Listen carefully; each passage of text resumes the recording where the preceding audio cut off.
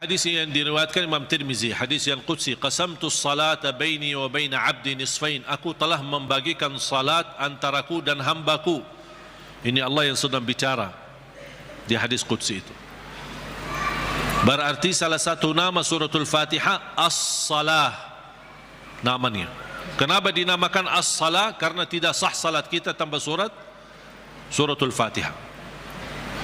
Qasamtu salata baini wa baina abdi nisfain, aku telah membagikan salat itu antaraku dan hambaku dua bagian. Fa idza qara'a abdi alhamdulillahi rabbil alamin qala Allah hamadani abdi, ketika hamba berkata alhamdulillahi rabbil alamin qala Allah, Allah jawab.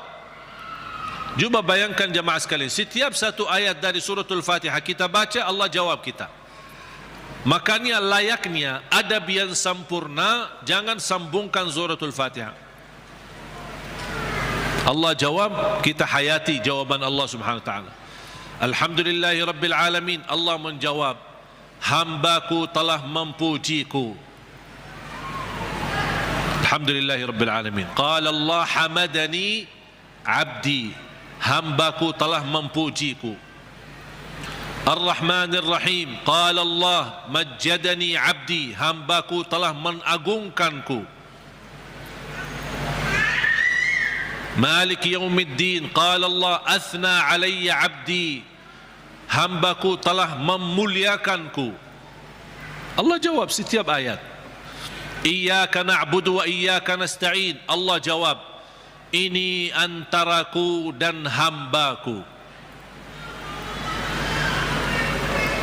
Na'budu itu Allah, nasta'in kami memohon pertolongan kepada Allah. Berarti ada dua bagian. Ini antaraku dan hambaku kata Allah. Ini ada bagian untukku, ada bagian untuk hambaku. Iyyaka na'budu wa iyyaka nasta'in. Dan terpilih kata nasta'in memang sangat pas. Kenapa tidak terpilih iyyaka na'budu wa iyyaka natawakkal? Iyyaka na'budu wa iyyaka nasbir. Iyyaka na'budu wa iyyaka nu'min. Kenapa terpilih kata nasta'in? Karena kita tidak mampu menyempurnakan ibadah sebagai hak Allah tanpa pertolongan dari Allah. Berarti cocok kata nasta'in.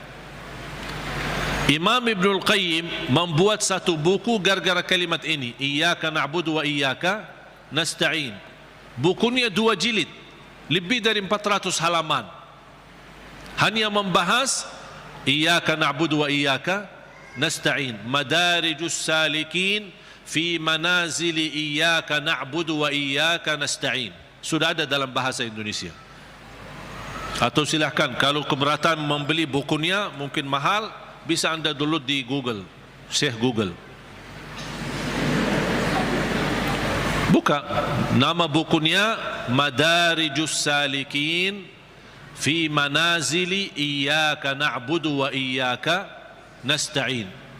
Selain buku ini yang sangat bagus yang dimiliki oleh Imam Ibnul Qayyim, buku yang kedua adalah Zadul Ma'ad. Zadul Ma'ad.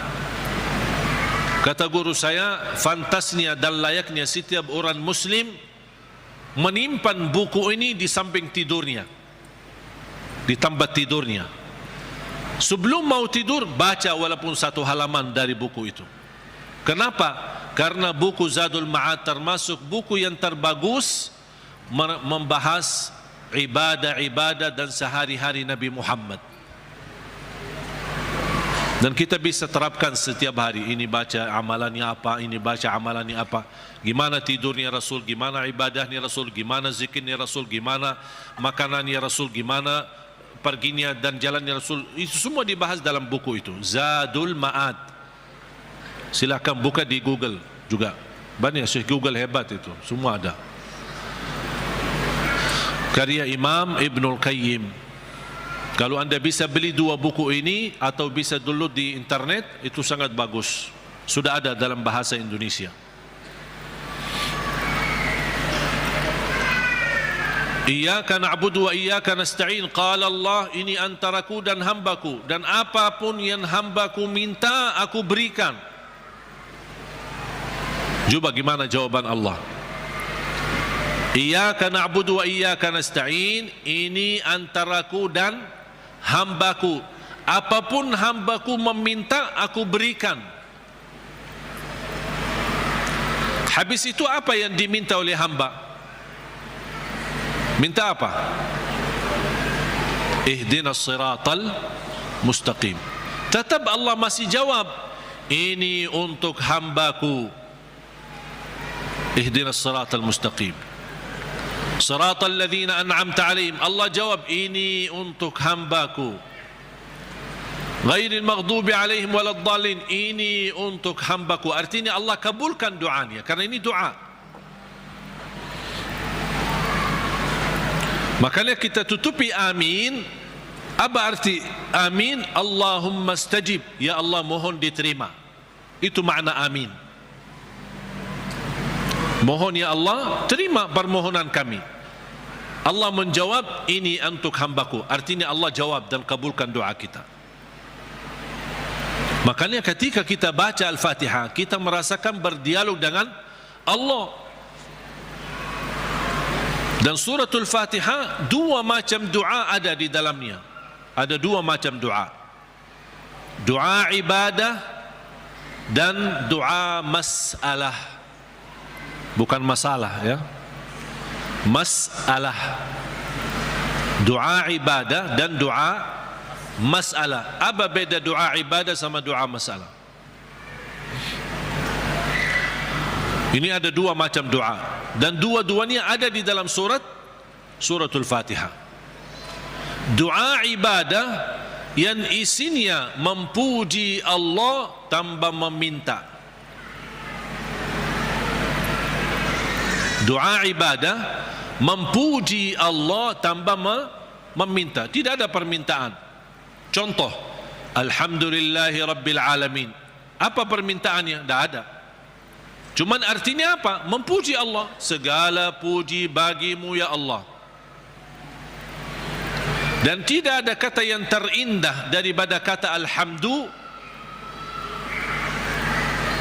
karena Alhamdu sudah mewakili semua segala pujian. Artinya jemaah sekalian, kalau ada di antara kita yang tidak faham cara yang terbaik memuji Allah, tidak hafal kata-kata yang panjang dan indah, tidak hafal Asmaul Husna, aku ingin memuji Allah, cukup satu kata, Alhamdulillahi Rabbil Alamin, mewakili segala pujian. Makanya kata ini sangat luar biasa. Kalau diartikan dalam bahasa Arab, segala puji bagimu ya Allah, artinya semua pujian bagimu ya Allah, segalanya. Makanya disebut kata itu doa ibadah, karena isinya memuji Allah tapi tidak meminta. Tidak meminta apa-apa. Doa yang kedua, doa masalah, yang isinya memohon sesuatu. Memohon sesuatu. Contoh, ihdinas siratal mustaqim. Itu kan ada permintaan. Makanya disebutkan doa masalah. Layaknya setiap kita berdoa diawali dengan doa ibadah, baru masuk kepada doa masalah. Itu adab, tata cara doa. Jangan langsung baru berdoa, ya Allah ampuni ya Allah. Puji dulu. Karena Allah senang mendengar pujian hamba. Allah senang. Buat Allah senang dulu, baru minta. Dan itu sudah dibuktikan oleh suratul Fatihah. Makanya saya selalu berkata, bagi orang awam yang tidak bisa berdoa, tidak mampu doa, tidak hafal doa, atau tidak memfahami bagaimana bisa berdoa, dia cukup membaca Al-Fatihah, mewakili semua doa. Karena isinya doa ibadah ada, memuji Allah tanpa meminta, dan juga ada isinya doa masalah. Boleh enggak saya baca Al-Fatihah supaya anak saya mendapatkan hidayah, supaya anak saya disembuhkan oleh Allah, supaya saya dapat jodoh, supaya saya diberikan kemudahan? Doa. Al-Fatihah mewakili semua doa bagi orang yang tidak faham doa atau tidak bisa berdoa.